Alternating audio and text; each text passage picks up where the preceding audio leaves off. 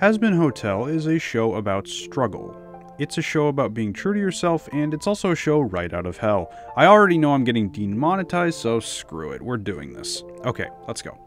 Now, a few days ago, I stumbled on Hazbin Hotel. I wasn't familiar with it. In fact, if I had heard the two words Hazbin Hotel put together, I probably would have thought it was either some weird reference to a TikTok post or just some weird adult film. And, I mean, to be fair, it kinda is, but I don't know, we'll get there. In truth, though, it's another discovery in a long line of absolutely amazing things I didn't even know existed before 2021. So let me explain. This show is weird, but it's also pretty damn good. Essentially, we've got Charlie Maine, the Princess of Hell, who also shares a bit of class with Disney princesses in her love of singing. But that's not all.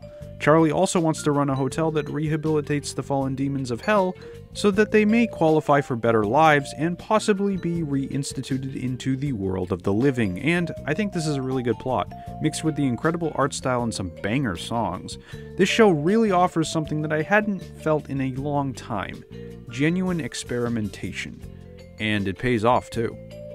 As I stated earlier, the art style is definitely what got me watching initially.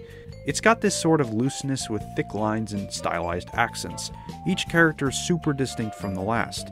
I mean, just look at these body shapes. It's probably one of the most diverse character lineups I've seen in a recent animation.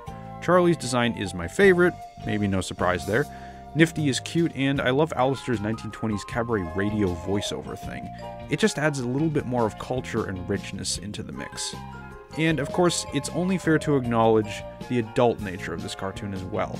Hazbin Hotel frankly doesn't really care about who might be watching, and delivers its raunchy, stylized, and elaborate, though sometimes crude humor straight off the screen without any reservations, despite the cute artwork. And yeah, there's a lot of swearing, but to be honest, I thought this was fine because all of the dialogue felt really natural. Like, instead of, "I was told to say this line because it'll sound edgy and badass, so here it is," the characters speak more as if that's just how they kind of really talk. And this comes down to the direction and the voice actors, but also the script writers, so props to you guys on that. Well done. There's a lot of stuff said and cursing in this, but if you don't mind, then it can immerse you even further into the world that's been built up here. And it's kinda refreshing to see a show that just ignores censorship conventionalities and instead is just without a doubt an unflinching representation of itself. No, it's not the first to do this, and I will admit I typically find these kind of newer quote-unquote adult cartoons to largely be lazy, bottom-of-the-barrel, second-hand embarrassment, cheap carbon copies of shows like Family Guy and The Simpsons, but this one brought something new to the table. It's style, and I respect that. But no, I still wouldn't recommend this one to kids. Maybe teenagers though? I don't know.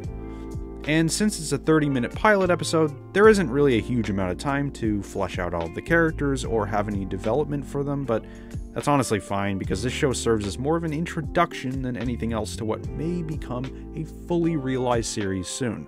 I know A24 recently picked up the rights to make an entire show of Hazbin Hotel, and when it does air, I will absolutely be there. In between, I'll be keeping myself busy by watching other anticipated properties, like the Cuphead show, and maybe this too if it ever gets made into a series. But anyway, really good show. As always, let me know what you guys think, like, subscribe, and tune in for the next review. Thanks so much for watching.